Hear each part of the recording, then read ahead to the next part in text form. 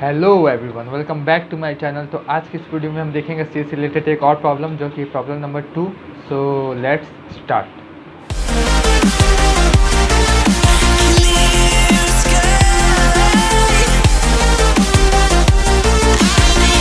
तो इस प्रॉब्लम को बताने से पहले जो कुछ बातें हैं जो आपको जाननी ज़रूरी है वो मैं आपको बता देता हूँ। जैसा कि आप स्क्रीन पर देख सकते हैं,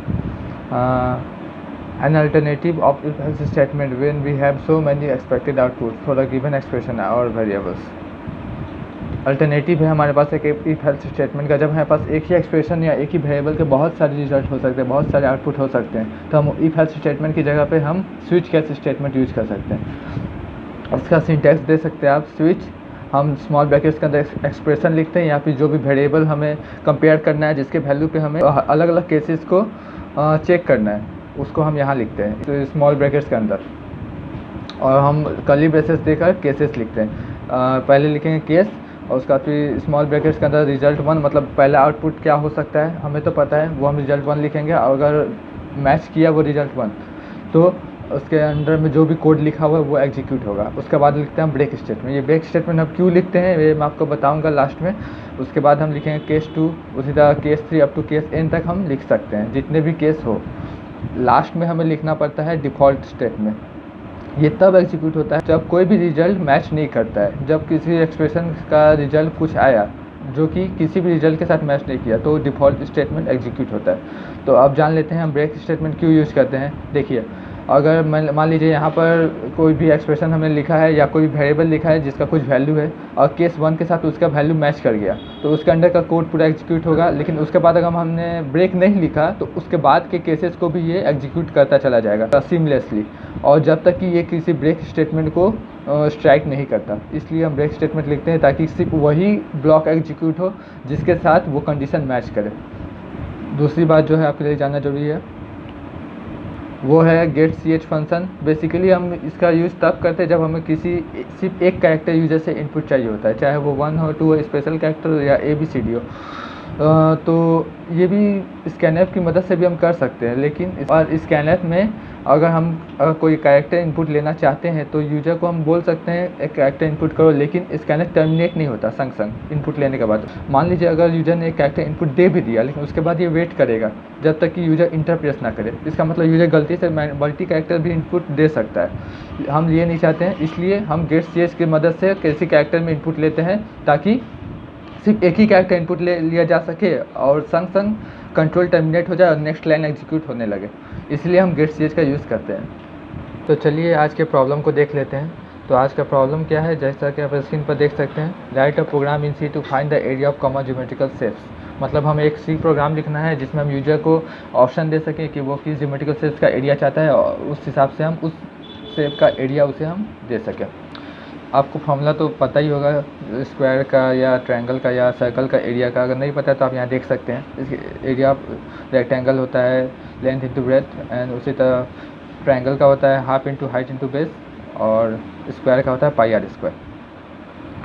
तो इसका पहले हमें सबसे पहले डिसाइड करना होगा कि हमें मिनिमम कितने वेरिएबल्स लगेंगे ताकि हम अपने प्रोग्राम को सक्सेसफुली बना सके। मतलब हमें कितने वेरिएबल्स बनाने चाहिए जो कि तीनों ज्योमेट्रिकल शेप्स के लिए काम आ सके। हमें मिनिमम 2 वेरिएबल्स तो चाहिए, क्योंकि अगर मान लीजिए यूजर अगर रेक्टेंगल का एरिया चाहेगा तो हमें लेंथ और ब्रेथ को रखने के लिए 2 वेरिएबल चाहिए होंगे। अगर ट्रायंगल का चाहेगा तो हमें हाइट और बेस को रखने के लिए 2 चाहिए। तो लेकिन अगर सर्कल का उससे चाहिए एरिया तो सिर्फ एक ही वेरिएबल चाहिए रेडियस का वैल्यू रखने के लिए। तो हम 2 बनाएंगे तो हम सेफर साइड पे हैं, तो इसलिए हम 2 वेरिएबल बनाएंगे minimum. So let's go to our program window and program लिखते हैं इसके लिए। जैसा कि आप देख सकते हैं मैंने पहले से हैशटैग इंक्लूड stereo.h और void main फंक्शन बना, मैंने पूरा प्रोग्राम ही लिख रखा है पहले से ताकि आपका टाइम वेस्ट ना हो। सबसे पहले हमने क्या किया है, सबसे पहले हमने फ्लोट टाइप का 4 वेरिएबल बनाया। आप 3 वेरिएबल से भी कर सकते हैं, 2 वेरिएबल से भी कर सकते हैं। तो हम 4 बना के रखे हैं क्योंकि ये जो बिगनर्स होते हैं उन्हें थोड़ा मतलब समझने में परेशानी ना हो, इसलिए मैंने 4 वेरिएबल बना रखे हैं। एक है L1, L2, R और A। तो सबसे पहले हमने किया है इंटर लिखकर यूज़र को एक मैसेज दे दिया है, inter your choice T, R या C। मतलब T for triangle, R for rectangle and C for circle. तो हमें कैरेक्टर टाइप का एक वेरिएबल भी बना लिया है चॉइस, जिसमें हम यूजर का जो भी इनपुट देगा T, R या C, ये सब तो कैरेक्टर्स है, तो गेट सी एच ई की मदद से या गेट सी एच ही ले सकते हैं हम लोग, गेट सी एच की मदद से हम वो कैरेक्टर चॉइस में रख लेंगे, हम जो भी इनपुट यूजर देगा। अब हम स्विच की मदद से हम चॉइस पे हम कंपेयर करेंगे कि चॉइस में कौन सी वैल्यू है, टी है या सी है या आर है, उसके अकॉर्डिंग हम उस ज्योमेट्रिकल शेप का एरिया कैलकुलेट करके हम यूजर को देंगे। जैसा कि आप देख सकते हैं केस 1 में मैंने लिखा है टी, यूजर स्मॉल टी भी इनपुट कर सकता है या कैपिटल टी भी इनपुट कर सकता है। तो क्या होगा, उसे एक मैसेज मिलेगा enter the height and base of triangle, वो ट्रायंगल का हाइट और बेस को इनपुट देगा जिससे कि हम L1 और L2 में स्टोर कर लेंगे। एरिया का फॉर्मूला तो आप देखें half into height into base, इसकी मदद से एरिया कैलकुलेट करके हम एरिया में स्टोर कर लिया एरिया को। और प्रिंटफ की मदद से area is %f square metre, और ए से %f को हम रिप्लेस कर देंगे। तो इस तरह से हम एरिया को कैलकुलेट करके यूजर को दे दिया हमने। अगर यूजर ने उसी तरह सर्कल का लिए सी इनपुट दिया तो हम सर्कल का एरिया कैलकुलेट करके देंगे, सेम टू सेम जैसे कि हम ट्रायंगल का किया हमने। अगर यूजर ने आर इनपुट दिया तो हम उसे रेक्टेंगल का एरिया आउटपुट करके देंगे। हमने डिफ़ॉल्ट केस में लिखा है इनवैलिड चॉइस, मतलब अगर यूजर ने कुछ और ही इनपुट दे दिया, मान लीजिए टी नहीं दिया इनपुट, चाहे सी इनपुट नहीं दिया या आर इनपुट नहीं दिया, कुछ और ही दे दिया गलती से, तो हम डिफ़ॉल्ट केस में जो लिखा हुआ इनवैलिड इनपुट स्क्रीन पर शो कर देंगे और इस तरह से हमारा प्रोग्राम कंप्लीट हो जाएगा। मतलब हमने यूजर को चॉइस दिया कि वो किस ज्योमेट्रिकल शेप का एरिया चाहता है। अब चाहे तो इसे और भी ज्योमेट्रिकल शेप का एरिया ऐड कर सकते हैं इसमें, आप खुद से ट्राई कीजिएगा उसका प्रोग्राम लिखकर। मैंने सिर्फ सर्कल, रेक्टेंगल और ट्रायंगल का एरिया इसमें कंसीडर किया हुआ है, आप और भी ज्योमेट्रिकल शेप का एरिया कंसीडर कर सकते हैं, यूजर को ऑप्शन दे सकते हैं।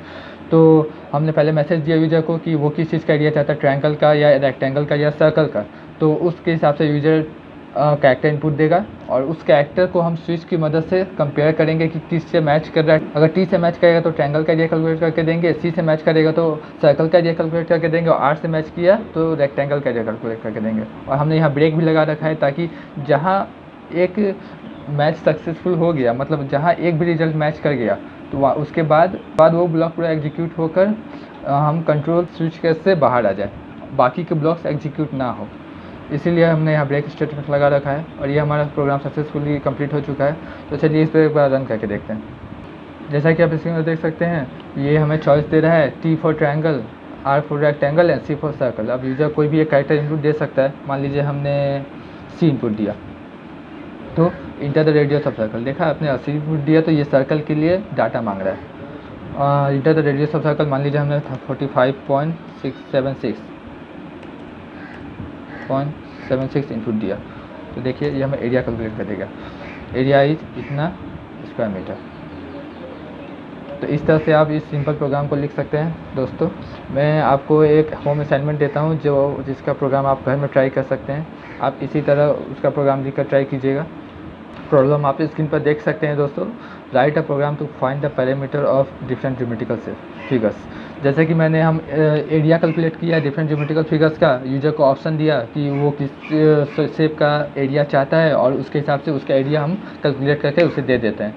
तो उसी तरह पैरामीटर के लिए भी एक प्रोग्राम लिख सकते हैं, बस एरिया की जगह में पैरामीटर कैलकुलेट करना है। तो इसे आप घर में ट्राई कीजिए और रन कीजिए और प्रैक्टिस करते रहिए। तो अगर आपको ये वीडियो पसंद आए तो इसे लाइक कीजिए, और हाँ, मैं चैनल को सब्सक्राइब करना मत भूलिएगा क्योंकि मैं ऐसे ही और भी बड़े बड़े प्रोग्राम्स आपके लिए लाता रहूँगा। तो मिलते हैं आपको किसी नेक्स्ट वीडियो में, तब तक के लिए बाय।